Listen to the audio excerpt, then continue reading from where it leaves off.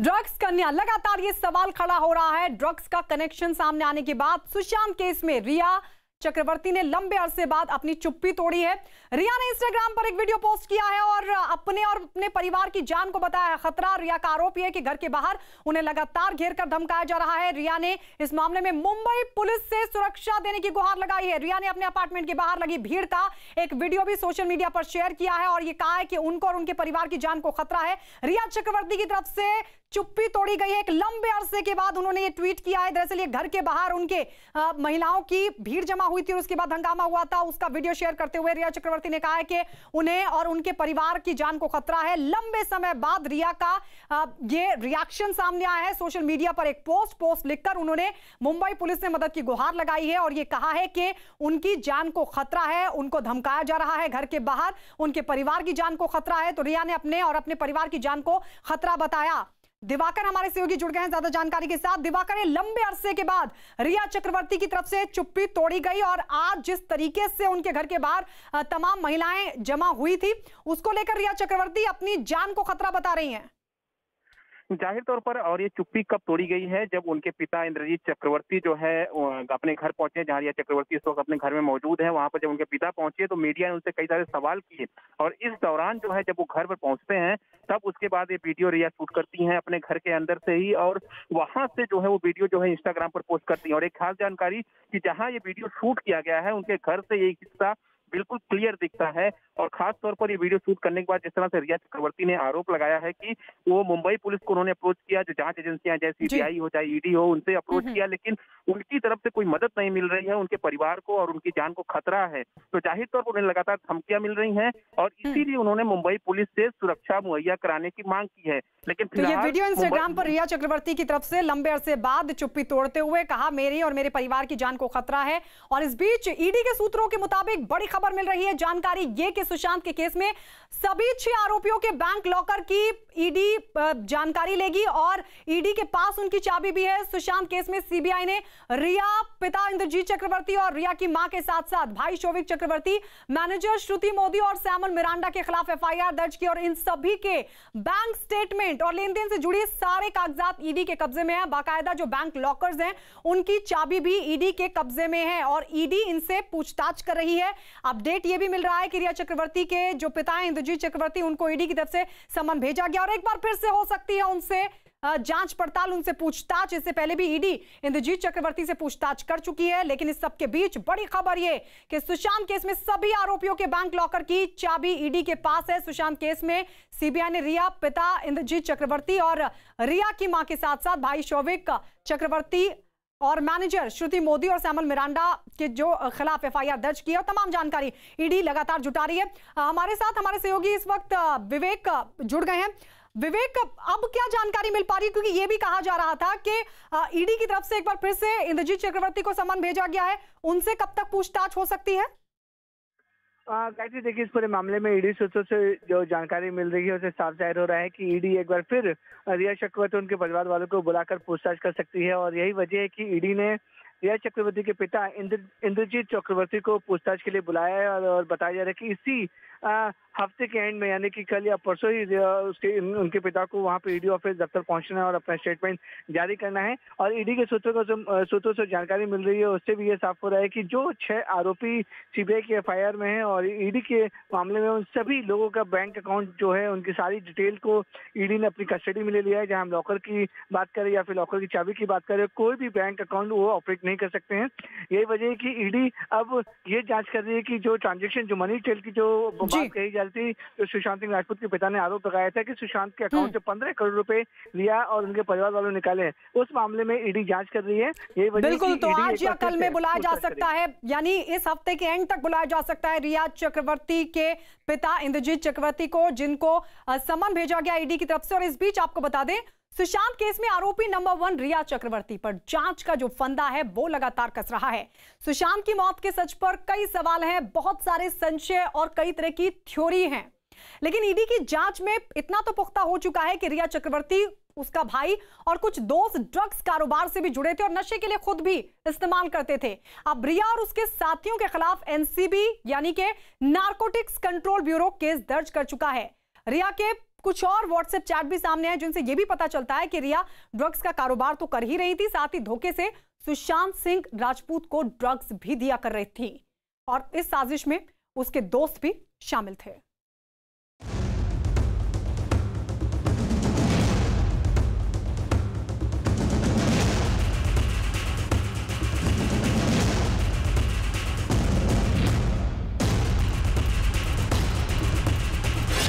रिया की drug company का भंडाफोड़।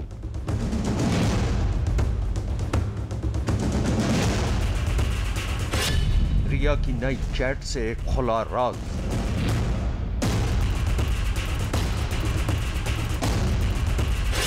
सुशांत को धोखे से दिए ड्रग्स।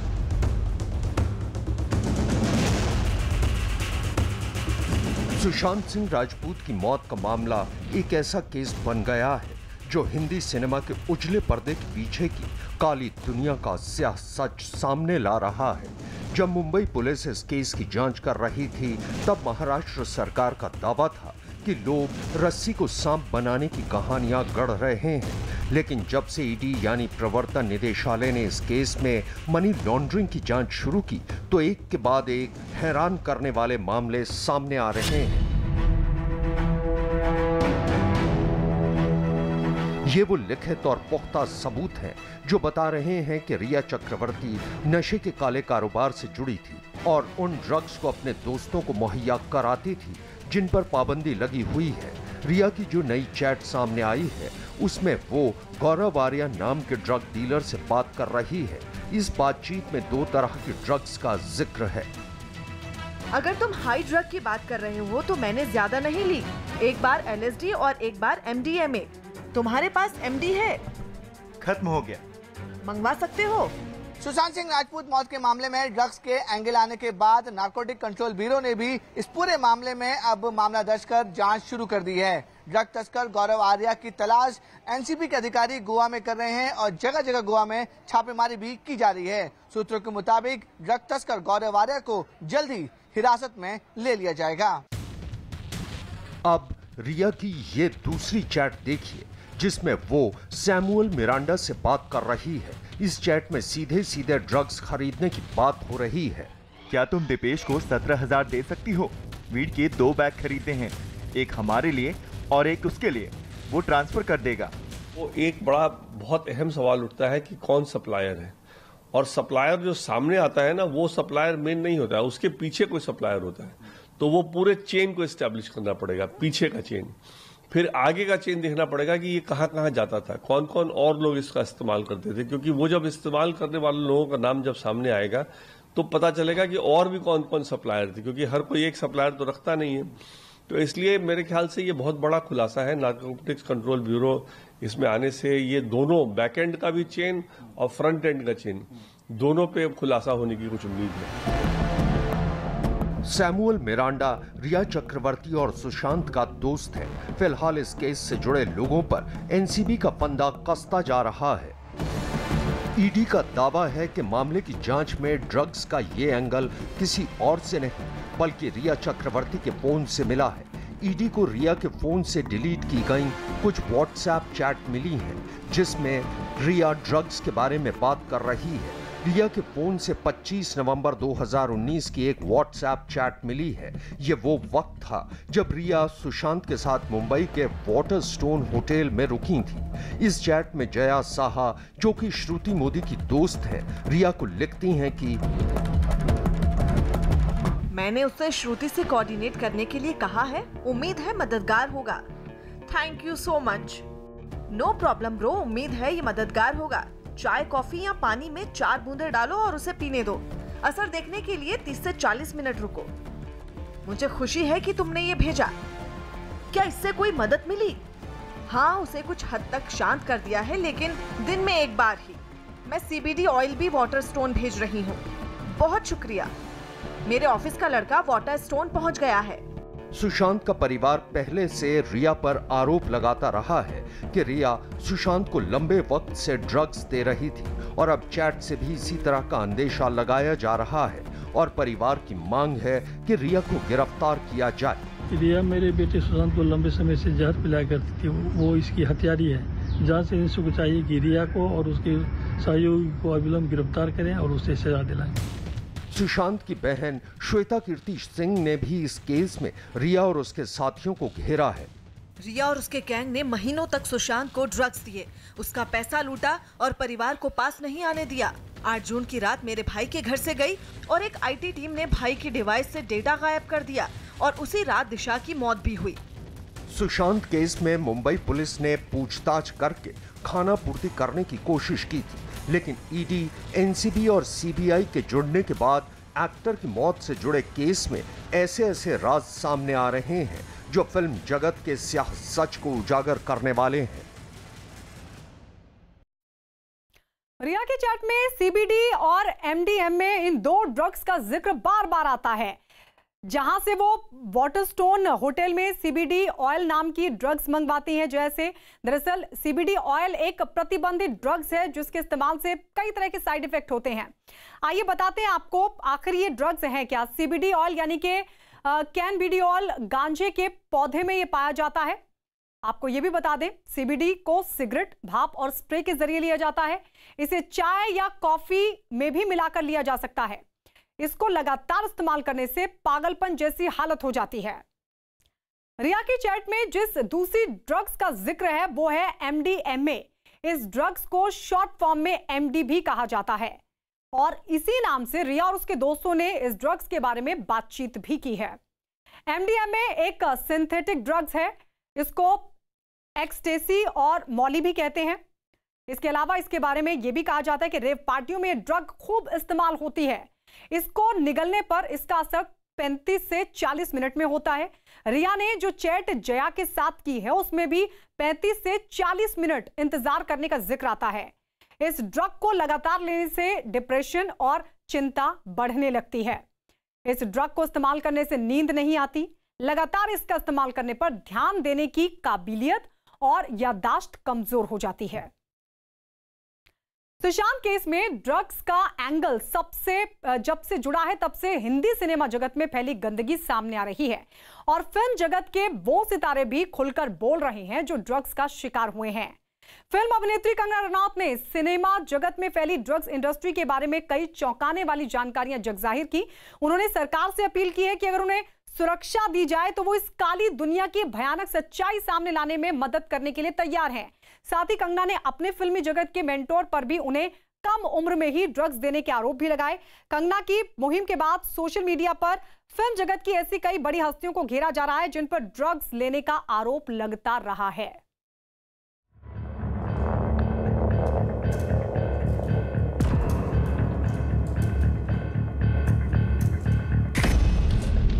रिया की चैट पर कई सवाल।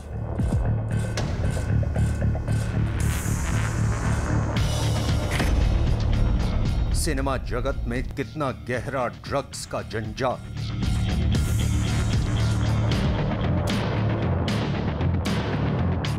सुशांत की मौत कैसे हुई, उसके क्या कारण थे? क्या ये हत्या है या फिर सच में आत्महत्या? अगर हत्या है तो उसके लिए जिम्मेदार कौन है और अगर आत्महत्या तो क्या सुशांत के परिवार के आरोप सही हैं? ये ऐसे सवाल हैं जिनके जवाब ढूंढने में अरसा लग जाए। ये सवाल हैं जिनके जवाब खोजने के लिए बहुत से सबूतों की तलाश करनी होगी जो शायद अब तक न बचे हों या जैसा कि सुशांत का परिवार कहता है कि मिटा दिए गए हों। अब सुशांत का परिवार इस बात का अंदेशा जता रहा है कि सुशांत के केस में कई बड़े लोग शामिल हो सकते हैं। I think that there is something very, very sinister in this entire episode, and there appears to be some big involvement of some big people in this case. Sushant की मौत का रहस्य खोजने में जांच एजेंसियों को कितने पुख्ता सबूत मिलते हैं ये तो आने वाला वक्त तय करेगा। लेकिन रिया चक्रवर्ती की व्हाट्सएप चैट से मिले सबूत ये बताने के लिए काफी हैं कि सिनेमा जगत में ड्रग्स माफिया की जड़ें बहुत गहरी जमी हुई हैं, क्योंकि अभिनेत्री कंगना रनौत ने भी इस बात का इशारा किया है कि सिनेमा जगत में अगर ढंग से जांच की जाए तो इस समंदर की कई बड़ी मछलियां जेल में होंगी। कंगना रनौत ने एक के बाद एक कई ट्वीट किए हैं। मैं तब नाबालिग थी और मेरे मेंटोर इतने खतरनाक बन चुके थे जो मेरी ड्रिंक में ड्रग्स मिला देते ताकि मैं पुलिस के पास ना जा सकूं। जब मैं सफल हो गई और मुझे मशहूर फिल्मी पार्टियों के न्योते मिलने लगे, तब मेरा सामना दिल दहलाने वाली और भयानक ड्रग्स की दुनिया और ड्रग्स माफिया जैसी चीजों से हुआ था। कंगना रनौत ने सुशांत केस में जांच अधिकारियों की मदद करने की बात भी कही। अगर नारकोटिक्स कंट्रोल ब्यूरो बॉलीवुड में एंट्री करे तो ए लिस्ट में शामिल कई लोग सलाखों के पीछे होंगे। अगर खून की जांच की जाए तो कई दहलाने वाले खुलासे सामने आएंगे। उम्मीद करती हूं कि प्रधानमंत्री के स्वच्छ भारत अभियान के तहत बॉलीवुड जैसे गटर की भी सफाई होगी। अगर मुझे केंद्र सरकार से सुरक्षा मिले तो मैं जांच में मदद करने को तैयार हूँ। मैंने सिर्फ अपने करियर को ही नहीं, जान को भी दांव पे लगाया है। बहुत संभव है सुशांत कोई घिनौना राज जान गए हो और इसलिए उनकी हत्या की गई हो। अगर ऐसी सब बात है तो मामला तो काफ़ी गंभीर है और डेफिनेटली इसको सरकार को इस पर पूरा तवज्जो देनी चाहिए, क्योंकि ये खोखला कर रहा है। ये अगर मुंबई फिल्म इंडस्ट्री में है तो ये देश में भी है या शहरों में भी है। हमारे बच्चे भी इससे प्रभावित होंगे, देश की जनता भी प्रभावित होगी, आने वाली युवा पीढ़ी भी, और हम लोगों को तुरंत इस रैकेट को बस्ट करना चाहिए।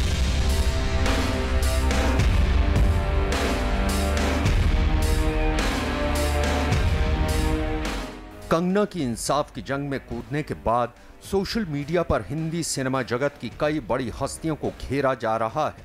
Social media users Karan Johar की हाउस पार्टी का वीडियो फिर से वायरल कर रहे हैं।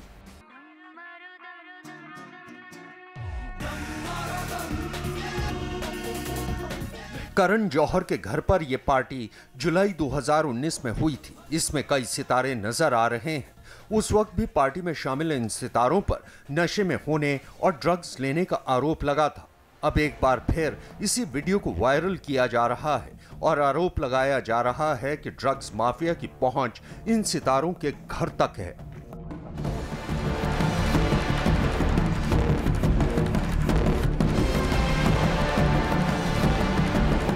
राजनीतिक हलकों में भी करण जौहर के घर हुई इस पार्टी पर सवाल उठाए जा रहे हैं। मैंने महाराष्ट्र सरकार से भी तब कहा था, नारकोटिक्स कंट्रोल ब्यूरो से भी कहा था, उस पार्टी की जांच की जाए जिसके अंदर ये नशा लेते दिखाई दे रहे थे। करण जौहर की वो पार्टी थी। अगर तब इसकी जांच हुई होती और ये लोग जेलों में तब गए होते तो शायद सुशांत सिंह जैसा वाकया कभी होता ही ना। मैं अब भी भारत सरकार से ये आग्रह करता हूँ, नारकोटिक्स कंट्रोल ब्यूरो से आग्रह करता हूँ, उस पार्टी की भी जांच की जाए। हिंदी सिनेमा से जुड़ी कई हस्तियों पर ड्रग्स लेने और ड्रग्स कारोबार में शामिल होने के आरोप लगते रहे हैं। मशहूर कलाकार संजय दत्त पर ड्रग्स लेने के आरोप लगे थे। संजय दत्त की जिंदगी पर बनी संजू फिल्म में उनकी ड्रग्स की लत भी दिखाई गई थी। 2001 में फरदीन खान भी कोकेन के साथ पकड़े गए थे। हालांकि कोर्ट ने फरदीन खान को बरी कर दिया था। हाल फिलहाल अभिनेत्री ममता कुलकर्णी पर तस्करी में शामिल होने के आरोप लगे थे। अब रिया की चैट के बाहर आने के बाद सिनेमा जगत में ड्रग्स के इस काले धंधे के खिलाफ सोशल मीडिया से लेकर राजनीतिक जगत तक के लोग कह रहे हैं कि बॉलीवुड की सफाई जरूरी है। अब जो सुशांत सिंह की डेथ मिस्ट्री के अंदर बॉलीवुड किस तरह से ड्रग्स के अंदर इन्वॉल्व है, ये सामने आना शुरू हुआ और रिया चक्रवर्ती की जो चैट सामने आई एक ड्रग्स सप्लायर के साथ, और इस पूरे बॉलीवुड के अंदर कौन ऐसे जो हैं काले भेड़िए हैं जो खुद, जिनका चेहरा कुछ और है, खुद नशा करते हैं और हम पंजाबियों को बदनाम करते हैं। सुशांत सिंह की मौत के केस का अंजाम चाहे जो हो, लेकिन आगाज देखकर लगता है कि शुद्ध देसी रोमांस का नायक की मौत का केस सिनेमा जगत के भी शुद्धिकरण का अभियान छेड़ चुका है।